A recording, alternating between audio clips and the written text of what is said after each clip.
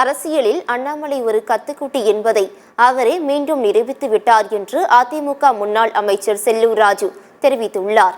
மதுரையில் செய்தியாளர்களிடம் பேசிய அவர், திமுகவினரை மிக கேவலமாக பேசி வந்த அண்ணாமலை தற்போது புகழ்ந்து பேசி மாட்டிக்கொண்டார் என்றும், ஆடு சரியாக மாட்டிக்கொண்டது எனவும் தெரிவித்தார்.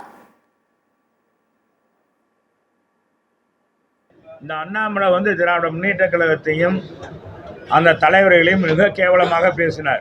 தேர்தல் நேரத்தில் தரைக்குறைவாக பேசினார். இப்போ அவர் சொல்கிறார், அரசியலில் ஒரு விமர்சனத்துக்கு ஒரு எல்லை வேணும் அப்படின்னு சொல்கிற அண்ணாமலை திராவிட இயக்கங்களுடைய தலைவர்களை ரொம்ப கேவலமாக பேசியவர் அண்ணாமலை. இந்த 100 ரூபா நாணயம் வழங்குகிற அந்த நிகழ்ச்சியில் முதல்வர் கைபேசியில் அழைத்தவுடன் ஓடி சென்று கலந்து கொண்டார்.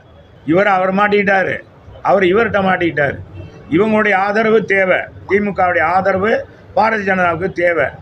ஆக இன்னைக்கு முதலமைச்சரும் பொய்யை சொல்கிறார் என்பது, உண்மைக்கு புறமாக சொல்கிறார் என்பது இதிலிருந்து தெரியும்.